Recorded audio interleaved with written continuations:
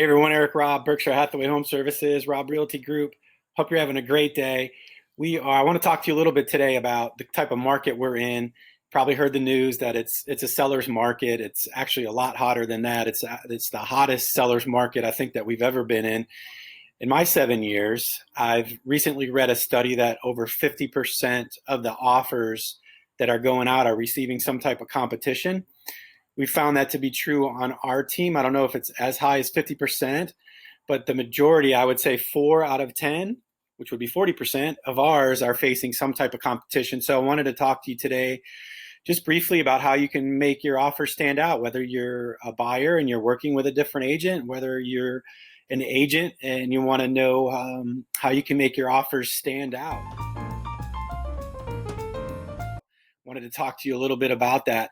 I think one of the most important things that we often overlook are relationships. Establishing relationships in advance with the listing agent is critical. If you're a buyer, it's going to be tough for you to do this, but your agent should be communicating with the listing agent right from the beginning, from the time that you're booking the showing all the way through.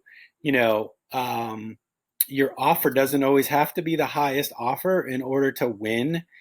It just comes down to confidence in that listing agent, having confidence in your agent and your buyer's ability to close the deal. So the more that you can relate that to the listing agent, the better off you're going to be.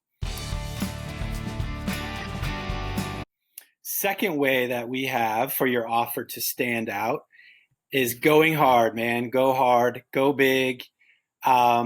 I just said doesn't necessarily have to be the highest offer, but you need to make a strong offer. You want to make a strong, clean offer, very close to list price. Recently, partner and I just submitted an offer and we put over $50,000 worth of earnest money down on a $900,000 house. So, we see typically 1% of earnest money. So make that really strong. Make the listing agent and the seller know that you're really serious. And you put down a big chunk of earnest money, and that's gonna open up some eyes. So keep your earnest money strong and keep your special stipulations to a minimum. So sellers want to see really clean contracts. They want to see a bunch of special stipulations in them. So keep them clean. Remember, you're competing with other offers, so you want your offer to stand out. Third thing that I have is just to be ready. If you're an agent, make sure your buyers are ready. Make sure they're pre-approved. Make sure you've got all their financing. You've got inspectors lined up. You've got contractors lined up. This way you can keep your due diligence, which is the time that the buyer gets to do his inspections and can back out of this deal. You can keep that to a minimum. And I'm going to talk to you in a second about how we can even bypass that altogether. But just have your buyer ready. And if you're a buyer, make sure that you are pre-approved. You've got all your ducks in a row. You're communicating with your agent and you're ready to make strong offers and you're ready to roll. The fourth thing that I have here, and can be controversial at times, and some listing agents don't like that, but it's called an escalation clause. This is basically an advanced clause in the contract that your agent should know how to write. If not, he can get help from closing attorneys that have these clauses.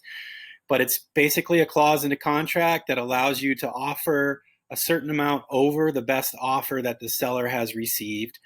And we can do another video on why this might not be acceptable. A lot of times the listing agents just want to look at strong offers and make your strongest offer, and they don't want to be fooling around with escalation clauses. But this is a tactic and it does work. And when the sellers see that, a buyer is willing to pay $1,000 over the best offer that they have received with proof of offer, this oftentimes will work. But I will say this, that it needs to be backed up by all the other things that I'm talking about with making strong offers, keeping your stipulations to a minimum, having your ducks in a row, and building a relationship with the listing agent. So those are my tips. Thanks for listening to me today. If you have any questions, feel free to reach out to me directly. Happy to answer any questions from buyers, agents, friends, coworkers. Have a great day. Thanks so much. Bye-bye.